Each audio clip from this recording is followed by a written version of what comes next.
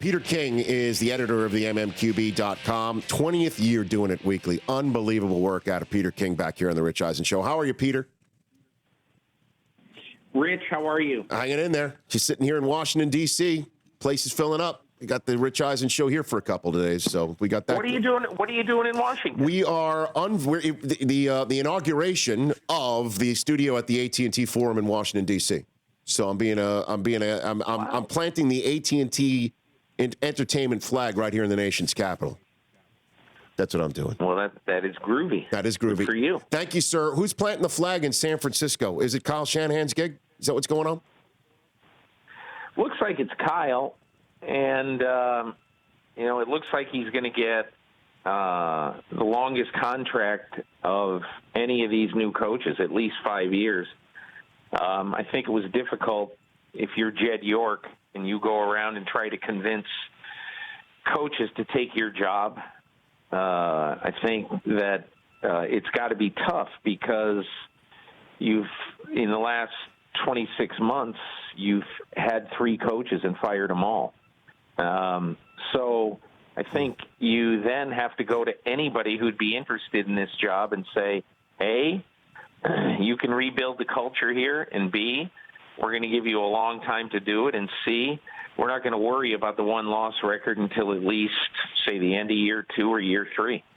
And so what about the hiring process here?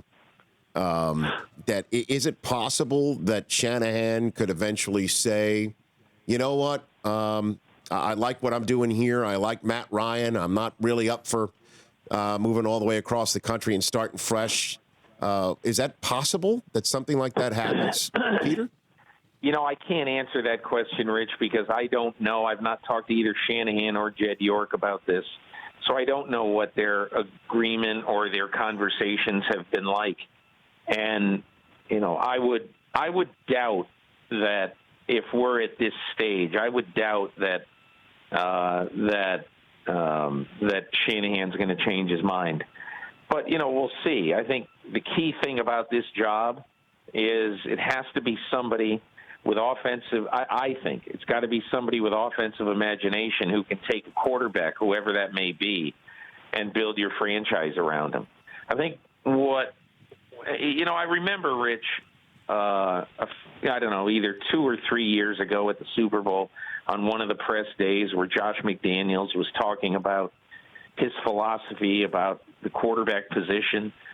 And, he said now, after his experience in Denver, now when he looks at the quarterback position, the one thing that he does is he looks at quarterback and how it relates to other playoff, really good quarterbacks. In other words, he doesn't want, say, the best quarterback of that year. If he doesn't think that quarterback could ever, win a Super Bowl or be very competitive in January, he's not interested in him because, you're going to have a glass ceiling there. So, essentially, I think what we're seeing here is Kyle Shanahan will take this job and he will, I think he'll do just what McDaniels does. He'll search for a guy, say, like Kirk Cousins, maybe a lower guy in the draft, but a guy who he loves, and he'll try to groom him to be the long-term quarterback there. Well, what are you hearing about McDaniels' thinking? Because he has an opportunity to get a job, I guess it seems every year if it seems to be the proper fit, or is he kind of be like the Bill Guthridge to Bill Belichick's Dean Smith? I don't think it's that, Rich. I really don't think it is that. I think that, from the people around Josh McDaniels, the people who I know who know him well, his whole attitude is he is going to be interested in a job when he feels like the situation has a lot of things in the organization that he could come in and win with. I think that, about a month ago, I had David Shaw on my podcast, and I asked him about taking a job in the NFL. Mm-hmm. And he said, I'm not going to do that anytime soon. One day I may do it. But he said, quite honestly, when you have a family and you take one of these jobs, you're good for 2 years, maybe 3, and then in most cases, you enter the spin cycle. You leave that job. You're the offensive coordinator the next year in Jacksonville. You're moving your family all around the country. And as he said, why would I ever leave this place? And I interviewed him in his office in Palo Alto. And, as you know, it's heavenly out there. It is. It just is fantastic. And so, I think also, Rich, I think one thing that McDaniels believes is if you don't have a quarterback who's going to make you competitive pretty early, it's going to be hard to win. So I think the combination of front office and quarterback, plus his family, he's got 4 children, one of them very young, and they love where they are. And if you're him and you're working for Bill Belichick and you're coaching Tom Brady and you're going to the Super Bowl and going to the championship game all the time, it would have to be a pretty special opportunity to leave. Peter King joining me here on the Rich Eisen Show. Best quartet of championship game Sunday quarterbacks that you can remember ever? Place it in perspective with these 4 guys.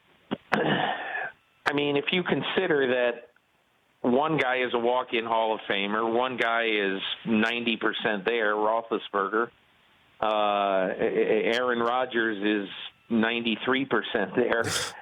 And then Matt Ryan is probably going to win the MVP this year.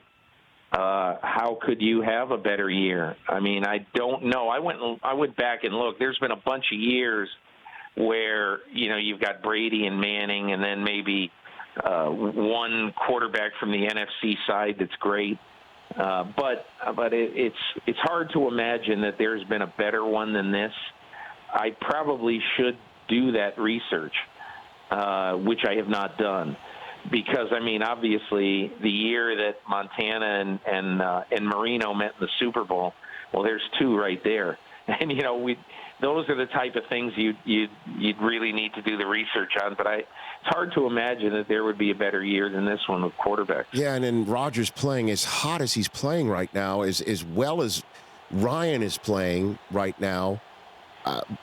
It's hard to figure out which one will have the advantage. Maybe you go with the guy who's at home, but what Aaron Rodgers just did in Dallas to one and done that team with everything that went on with that team this year is, to me right now, even with Brady's performance this year, post Deflategate suspension, even with the Steelers having a 9-game win streak, what Rodgers has done saying, we're going to run the table, and he's running the table. I can't recall a story quite like this one, Peter, that's been developing. I don't think. I mean, look, I'll tell you a quick story. Yesterday, I did my podcast, and I had Rich Gannon on. Now, Gannon is interesting here because he kind of plays the position the way Rodgers did. As a mobile guy, threw a lot on the run, and every year that Aaron Rodgers has been a quarterback in Green Bay, in the preseason, the color guy on the Green Bay preseason telecast has been Rich Gannon. So Gannon knows Rodgers about as well as anybody on our side of the business. Mm-hmm. And Gannon was telling a bunch of stories yesterday. So people would really enjoy the podcast. It's the MMQB podcast with Peter King. Check it out. Cheap plug there. Go for it. But what was interesting is that he said that throw, because, look, Rich, I can't get that throw out of my mind. Rolling left, throwing off balance, throwing a laser that's 37 yards that hit the head of a postage stamp was an absolutely perfect throw, a tight spiral, off balance, ridiculous. The hardest throw, and Gannon said the hardest throw for a right-handed quarterback, obviously, is throwing on the run to your left without being able to set up. And what he said is that the throw he made, I could make that from 14 or 15 yards. He can make it from 45 yards. And he's right. Look at that throw, and look at how beautiful that throw is. And I don't care what Aaron Rodgers said after the game, that's not my best throw, and he really poo-pooed that. No, look, I can't. He's had some throws in huge games that were huge throws.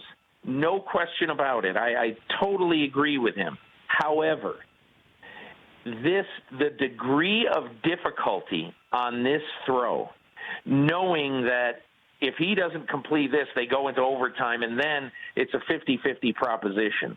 who wins. But the degree of difficulty on this throw, this was one of the hardest throws in a big situation that a quarterback has made in the 97-year history of the NFL, period. So I don't buy, and who am I to tell Aaron Rodgers what is a great throw? In my opinion, having watched all the games where Aaron Rodgers would have made one of those throws, there is no way that he's had a better throw in his career than this one. I agree, Peter. That's why I tweeted out after the game, he's football's Federer, the most imaginative shot maker, a playmaker who never sweats or shows a pulse. He's like Roger Federer in cleats. It's something I've never seen before. There's very few guys, and I count Eli Manning among those. Very few guys, never forget after Eli Manning beats the Patriots the second time, in part because of the greatest throw of his life, the rainbow 38-yarder into Mario Manningham down the left sideline with two Patriots clinging on him. And I remember he was walking through the locker room in a phalanx of 9 yellow-coated security guys. Justin Tuck, I'm standing there talking to him, and he looks over and he goes, "Look at Eli. He'd look exactly the same if we lost this game." A total flatliner. And that's what you want in a very, very big spot, a flatliner. That's what Rodgers proved he was the other day. 30 seconds left. You got a prediction, Super Bowl 51? Peter, what do you think? Can I keep my prediction? I mean, it's crazy. I may pick the opposite teams this week, but I picked the Green Bay-Pittsburgh Super Bowl in late August, and stick with it, I really want to keep it. It's just that it's so hard for me to imagine the Falcons with that running game, that speed, and that defensive speed also. It's hard for me to imagine them not scoring in the 30s and not winning at home. I don't know. We'll see. But I like both home teams, but I really like both visiting teams. Who wins? I'm still trying to figure it out. Peter, thanks for calling in. You take care of yourself. We'll chat soon. See you in Houston. Thanks a lot, Rich. Always at SI_Peter King, the MMQB.com, and also you heard about his podcast. Go check that out. The Rich Eisen Show, weekdays at noon Eastern on Audience.